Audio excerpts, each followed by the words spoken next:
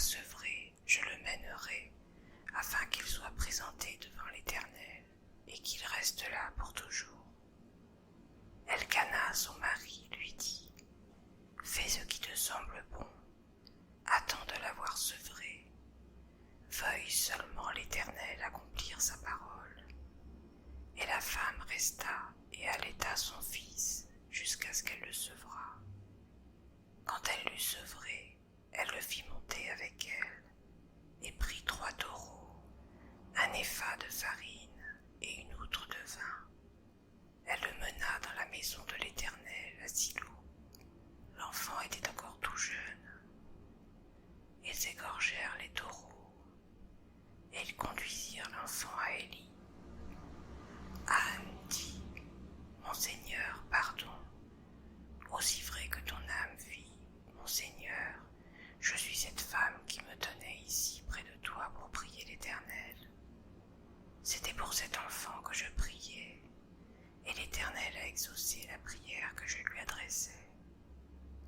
Aussi, je veux le prêter à l'Éternel. Il sera toute sa vie prêté à l'Éternel. » Et ils se prosternèrent là devant l'Éternel.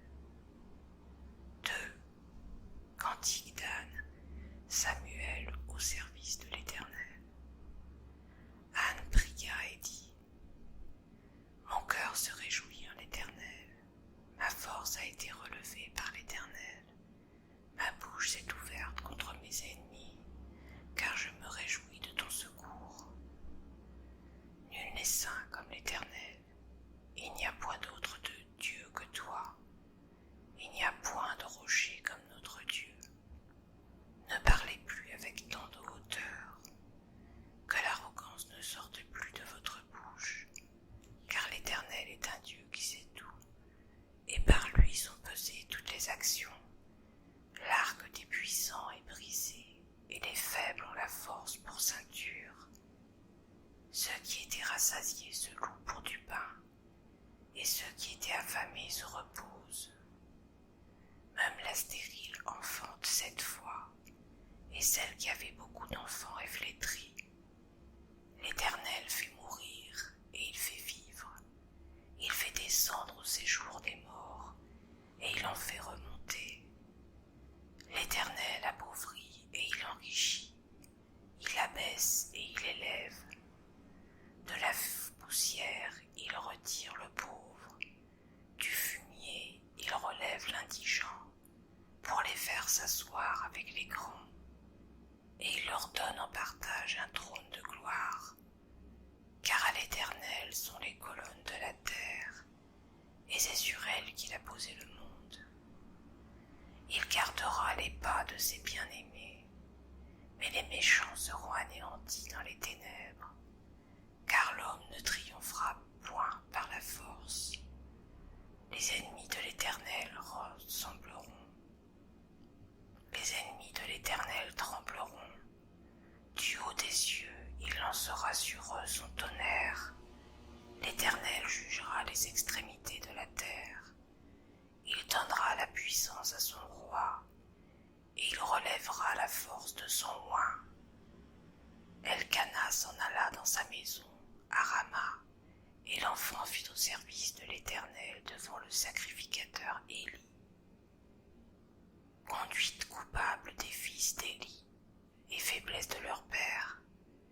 Les fils d'Élie étaient des hommes pervers, ils ne connaissaient point l'Éternel. Et voici quelle était la manière d'agir de ces sacrificateurs à l'égard du peuple. Lorsque quelqu'un offrait un sacrifice, le serviteur du sacrificateur arrivait au moment où l'on faisait cuire la chair. Tenant à la main une fourchette à 3 dents, il piquait dans la chaudière, dans le chaudron, dans la marmite ou dans le pot, et tout ce que la fourchette amenait, le sacrificateur le prenait pour lui. C'est ainsi qu'ils agissaient à l'égard de tous ceux d'Israël qui venaient là à Silo. Même avant qu'on fît brûler la graisse, le serviteur du sacrificateur arrivait et disait à celui qui offrait le sacrifice, « Donne pour le sacrificateur de la chair à rôtir. Il ne recevra de toi point de chair cuite, la chair crue qu'il veut. Et si l'homme lui disait « Quand on aura brûlé la graisse, tu prendras ce qui te plaira », le serviteur répondait « Non, tu donneras maintenant, sinon je prends de force. » Ces jeunes gens se rendaient coupables devant l'Éternel d'un très grand péché, parce qu'ils méprisaient les offrandes de l'Éternel.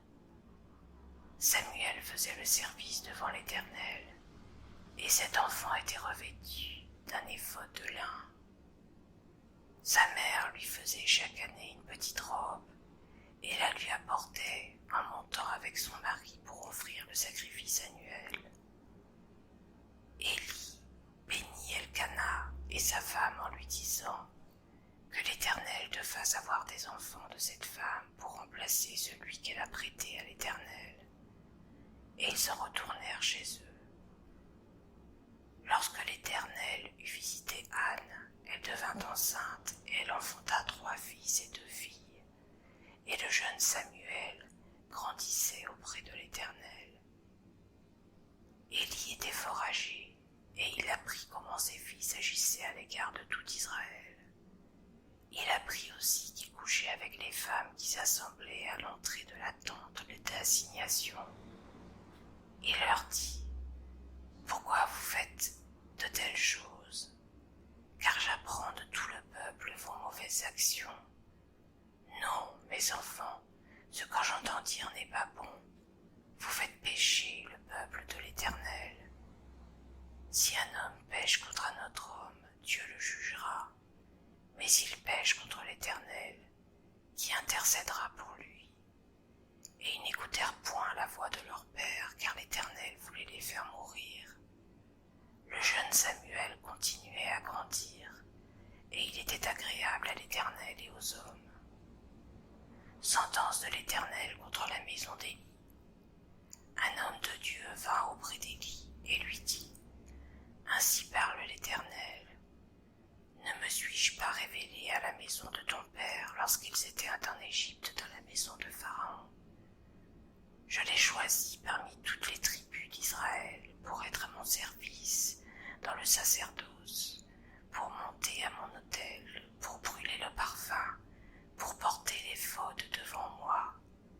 Et j'ai donné à la maison de ton père tous les sacrifices consumés par le feu et offerts par les enfants d'Israël. Pourquoi doutez-vous au pied des sacrifices et mes offrandes que j'ai ordonné de faire dans ma vie? Et d'où vient que tu honores tes fils plus que moi, afin que vous engraissez des prémices de toutes les beaux offrandes d'Israël, mon peuple? C'est pourquoi voici ce que dit l'Éternel, le Dieu d'Israël. J'avais déclaré que ta maison et la maison de ton père marcheraient devant moi à perpétuité. Et maintenant, dit l'Éternel, loin de moi, car j'honorerai celui qui m'honore.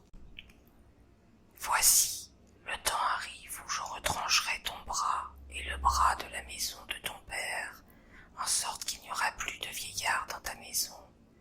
Tu verras un adversaire dans ma demeure, tandis qu'Israël sera comblé de bien par l'Éternel, et il n'y aura plus jamais de vieillard dans ta maison. Je laisserai subsister auprès de mon autel l'un des tiens, afin de consumer tes yeux et d'attrister ton âme. Mais tous ceux de ta maison mourront dans la force de l'âge, et tu auras pour signe ce qui arrivera à tes 2 fils, Ophni et Phiné. Ils mourront tous les 2 le même jour. Je m'établirai un sacrificateur fidèle, qui agira selon mon cœur et selon mon âme. Je lui bâtirai une maison stable, et il marchera toujours devant mon oint. Et quiconque restera de ta maison viendra se prosterner devant lui, pour avoir une pièce d'argent et un morceau de pain, et dira « Attache-moi, je t'en prie, à l'une des fonctions du sacerdoce, afin que j'aie un morceau de pain à manger. »